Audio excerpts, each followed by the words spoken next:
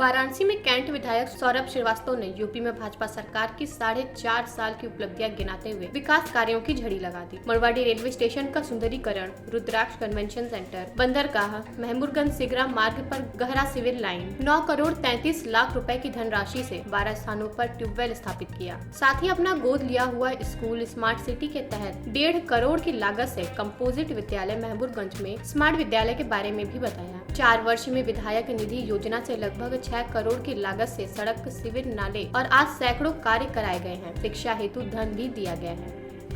उत्तर प्रदेश की यशस्वी भाजपा सरकार के सफलतम 4.5 वर्ष पूरे होने पर कैंट विधानसभा की ओर से यह प्रेस वार्ता का आयोजन किया गया था। इस प्रेस वार्ता में बीते 4.5 वर्षों में कैंट विधानसभा में पूर्ण हुए कार्य, चल रहे कार्य और होने वाले कार्यों का विवरण आपको बताया गया। जितने काम हुए हैं वाराणसी कैंट विधानसभा में या वाराणसी में या उत्तर प्रदेश में, इन कामों के बल पर मैं सिर्फ ये कह सकता हूँ कि सरकार बनेगी कि नहीं, भाजपा की 325 सीटें आएंगी कि नहीं, ये प्रश्न औचित्यहीन है। मैं आपसे निवेदन करता हूँ कि जब कभी विपक्ष के नेताओं से शायद कहीं अगर वो बाहर आए और उनसे भेंट हो तो उनसे पूछिएगा कि उनकी बची हुई जो पिछले बार जो उन्हें 78 सीटें मिली थी वो अब बचेंगी कि नहीं।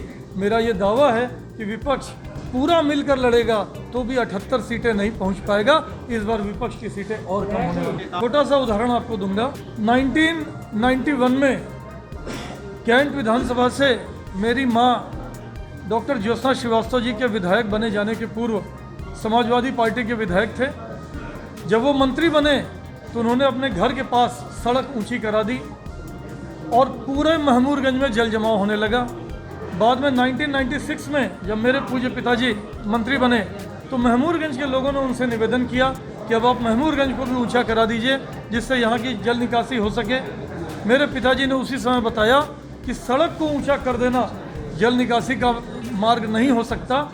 उन्होंने महमूदगंज से मनवाड़ी और महमूदगंज से सिगरा तक 2 नाले बनवाए जिन नालों की वजह से जल निकासी संभव हुई। और महमूदगंज में जहां बारिश के सीजन के बाद 2-2 महीने तक पानी लगा रहता था, लोग जो अपने घरों में किराएदार रखते थे वो किराएदार मिलना बंद हो गए थे, वो महमूदगंज की स्थिति ठीक हुई। ऐसे ही पूरे क्षेत्र में हम लोग जगह जगह गहरी सीवर लाइन बिछा रहे हैं। महमूदगंज से सिगरा तक गहरी सीवर लाइन का कार्य पूर्ण हो चुका है। महमूदगंज से आकाशवाणी से हर्षगंज तक सीवर लाइन डाली जाने वाली है। हाइडिल तिराहे से चितईपुर तक गहरी सीवर लाइन का कार्य प्रस्तावित है। हम जहां भी जल निकासी का कार्य कराते हैं ऐसे ही कराते हैं कि कोई समस्या दूसरी उससे न उपजे और जल बिल्कुल सही तरीके से निकल सके। और उस वार्ड के कुछ हिस्से में समस्या थी, छोटी मोटी समस्याओं का निदान हम लोग निरंतर कराते रहते हैं। अभी कुछ दिन पूर्व माननीय मुख्यमंत्री जी से चर्चा हुई कि पूरे विधानसभा क्षेत्र में एक वार्ड को मॉडल वार्ड बनाया जाए, जिस मॉडल वार्ड में कोई सड़क टूटी ना हो, कोई सीवर लाइन डैमेज ना हो, कोई गली ऐसी ना हो जिसमें स्ट्रीट लाइट ना हो, कोई बच्चा ऐसे ना हो जो स्कूल ना जाता हो, कोई दिव्यांग ऐसा ना हो जिसके पास मोटराइज्ड व्हीकल ना हो।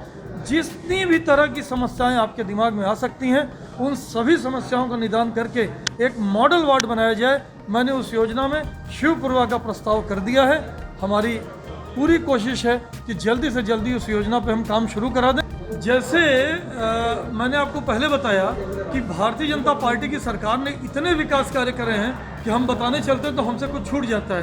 वो जो 2 कमरे आप बता रहे हैं वो भी मुझसे छूट गया था। वो 2 कमरे मैंने विधायक निधि से बनवाए हैं। वहाँ कक्ष की कमी थी, वो 2 कमरे मैंने विधायक निधि से बनाए हैं। उसके अलावा स्मार्ट सिटी से 1.5 करोड़ रुपये स्वीकृत कराए हैं जिससे उस स्कूल को पूरा बनाया जा रहा है। मेरी एक ही बिटिया है जो अभी 10th क्लास में आ गई है। जब तक वो स्कूल बन के तैयार होगा वो इंटर में पहुंच चुकी होगी, इसलिए उस स्कूल में वो नहीं पढ़ सकेगी।